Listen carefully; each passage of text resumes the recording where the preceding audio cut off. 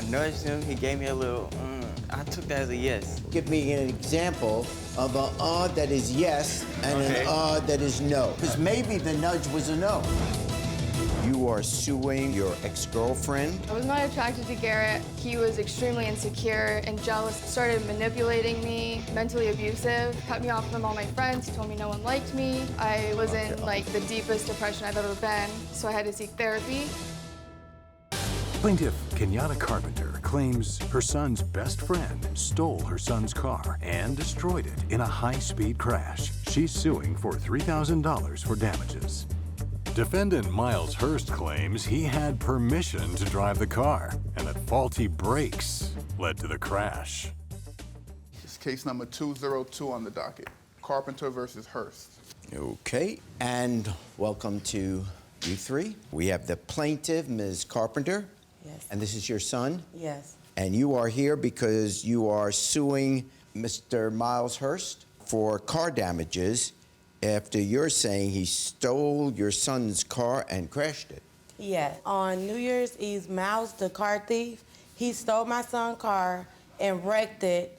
And he also wrecked his car and hit 2 other parked cars as well. Yeah, I went over to his house and we recorded some music and then... so you went over to his house? Yes, sir. Yeah. And then about probably 1 o'clock, I fell asleep. Yeah, because you'd been up Yeah, at I've 6 been in the up. morning. I've been up, and I fell asleep. And when I woke up to a phone call, and they were saying that my car was in an accident. I'm like checking around, and I don't see my keys nowhere. So I'm like, where's my car? And I figured Miles stole the car, so... Took the car. Well, yeah. Yeah. Let's hear your side of the story. Your Honor, this was a complete accident. I had permission to take Juan's car. Did you ask him if he could take his car? Okay, so I nudged him. He made... this is when he's sleeping. Yeah. Okay, you nudged him. Sleeping. I nudged him. He gave me a little, like a little noise. I took that as a yes. That's a lie, Your Honor. At this point, okay. I asked. Okay, if you could just give me an example of an that is yes and an that is no. I want to hear what the two sound like. So what's a yes sound like? A yes is, like, I don't... And what does a no sound like? Because maybe the nudge was a no. A no could, I don't know. Yeah, so you just heard a sound. You took the sound as a yes. I asked a question and he responded. I took that as a yes. Okay. And I'm at work, so he give me a call, and I'm like, I can hear it in his voice that something had happened. Yeah. So I'm like, Juan, just tell me what's going on. So he like, Miles stole my car and he crashed it and hit 2 parked cars. So I'm like, what do you mean he stole your car? Like, once you at his house, what's going on? Now this New Year's Eve. Yeah. And all this happening. And I got a lift to the scene. Right. So once I got a lift to the scene, the officers showed me like some marks in the ground, indicated that he was speeding. And he was trying to turn a corner in the neighborhood. Yes. And he hit 2 cars like straight on, trying to turn to a right, trying to make a right turn. Yeah. Reason B for me taking the car was I had got a phone call regarding one of my other artists, and he wanted me to send him some beats. Yeah. At the time, I did not have Wi-Fi in my house, so I wanted to go to the library up the street to go send the emails. So I get the keys, and my friend and I leave. And you drive that car up to the library. The library, boom. Yes. As I'm driving the car, I already can sense in the brakes that they were a little faulty. So wow, that's a we lot. get ready to drop my friend off. Yes. At his home, which is like 5 minutes from the library. Yeah, so you drove there. I'm familiar with the area because I used to live there. Yeah. So I know how this is set up. There's a straightaway right before you get to his little building or whatnot. Yeah. There's even a speed bump before the turn. Yeah. So right before the turn, I slam on brakes. I turn the wheel all the way to the right, and the car starts sliding. We slide a good 10 yards before we hit the other 2 cars. Yeah. And from this point, my friend hops out and starts running. And I'm just sitting there like, no, we cannot run. Well, that was a good decision. Police arrived. And What did the police say to you? That was the part that shocked me, because when he arrived, they just stopped talking to me completely. Yeah. They just, I literally walked away. 15 minutes later, no ticket, no paper, nothing. So I'm like. Do you have a police Yes. report? I have police report and pictures. If I could take a look at that, please. Of the damage. This is the damage to what, your car? Yes. And it looks like the airbags were released? Yes. So basically, the car was totaled. Okay, let me read the police report. Vehicle 1 struck Vehicle 2, that's the car that was parked in the back bumper. Then front bumper struck Vehicle 3, that's the other parked car. Vehicle 1 sustained disabling damage, that's the car you were driving, to its front bumper. Vehicle 2 sustained moderate damage. Vehicle 3 sustained disabling damage.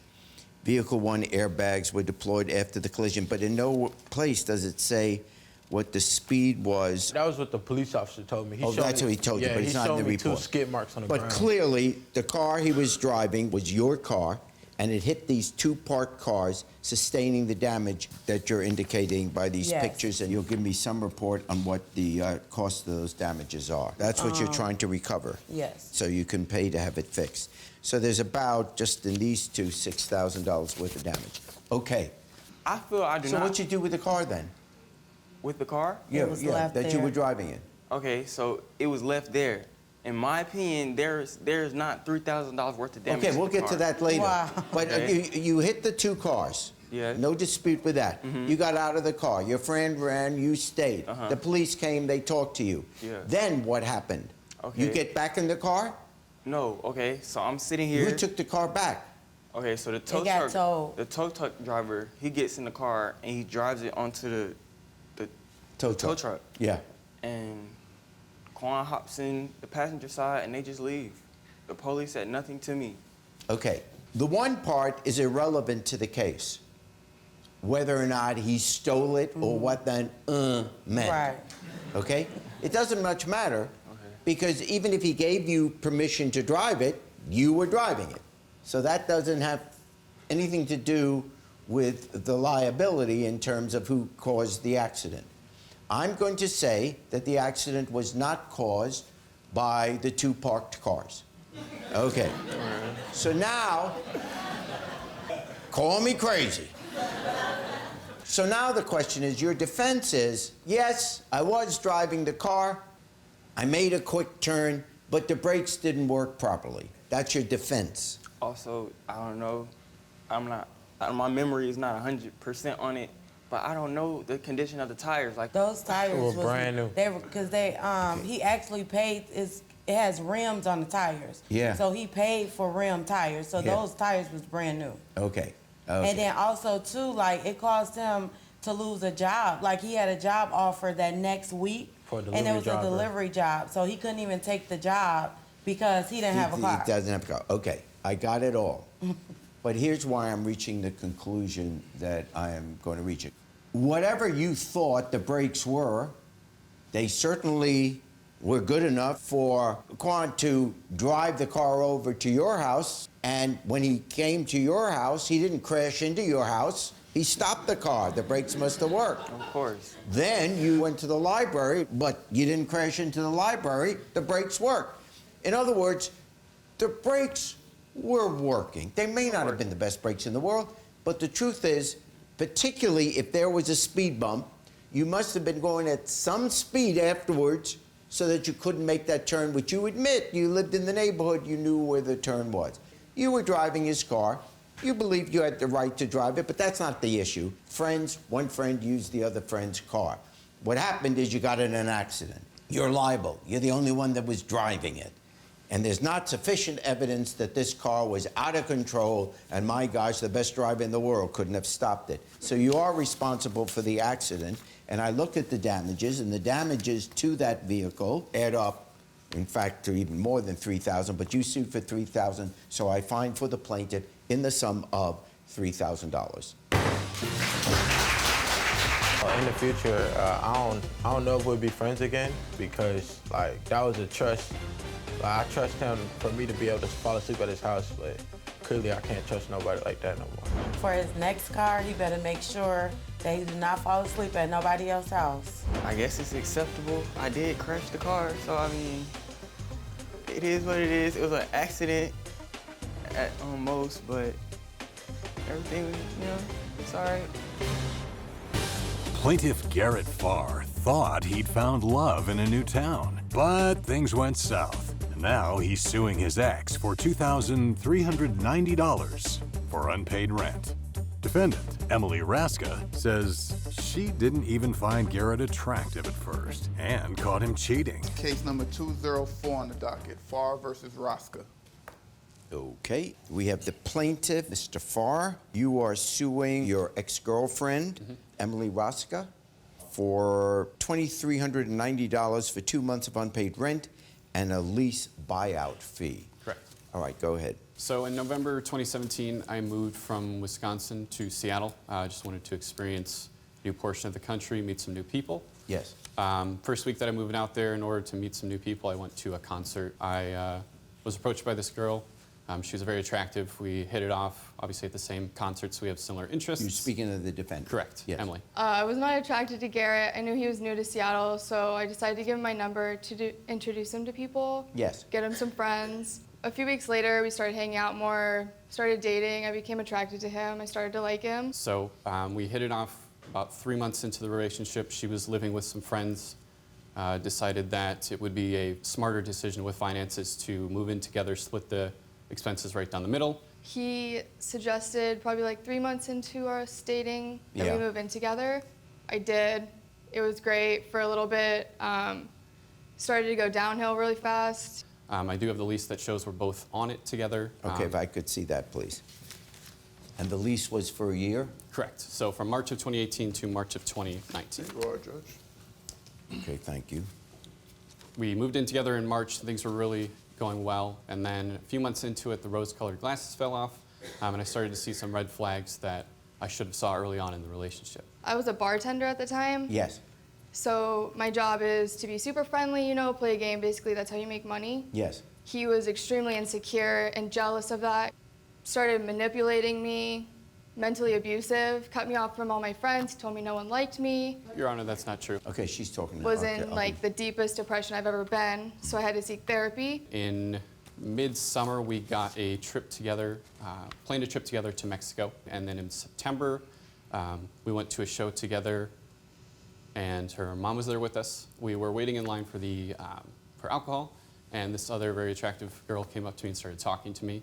During that time, Emily came over and wanted to show some PDA. I'm sure you know what that is, public display of affection. I'm not a very affectionate person in public, so I just wanted my distance from Emily, and at that point she became very abrasive. He was basically just like gone the whole time, didn't want anything to do with me. We went home and had an argument, and during that argument came to light that she was only with me to put up with me until the trip to Mexico, and that she had planned on breaking up with me after the trip to Mexico. He was on multiple dating apps, messaging multiple girls. I brought it up, woke him up in the middle of the night, showed him. So at that point, I was done with the relationship. And when was this? This was end of September, So September, and the lease ran till when? March of 2019. Oh, so you still had 10 Correct. months left on the lease. Correct. So that's when you broke up. Correct. What I'm getting from both of you, obviously, which is not abnormal. Sometimes relationships in the beginning, you think, ooh, this could be great.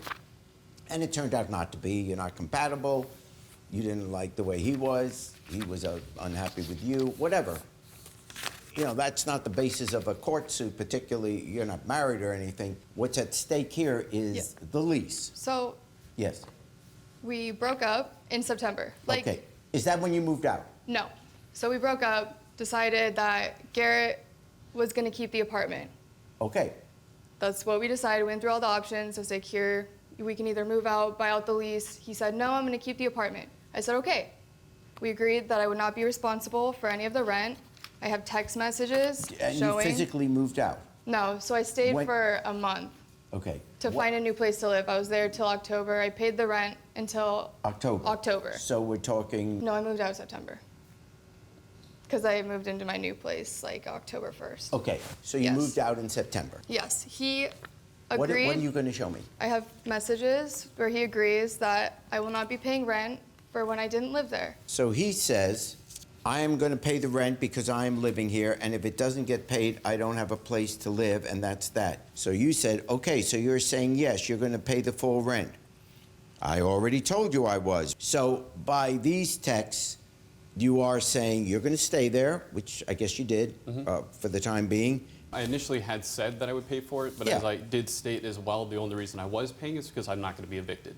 So if she's not going to pay her half and I get evicted, then that's on me. I'm the one living there. I didn't have any other options. That's why I stayed there for 2 months until I found some coworkers that I could move in with. At some point, you approached the landlord for a buyout. Correct. Tell me about that. We agreed that the lease buyout, once I found a place to live, would be the best option to go.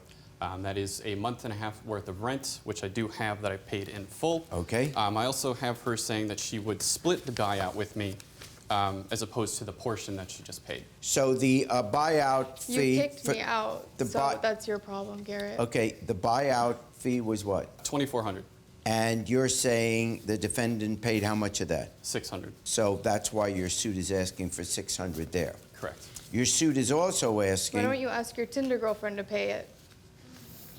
Okay. Your suit is also asking for 2 months' rent. Correct. So she was still on the lease for the 2 months. I understand that.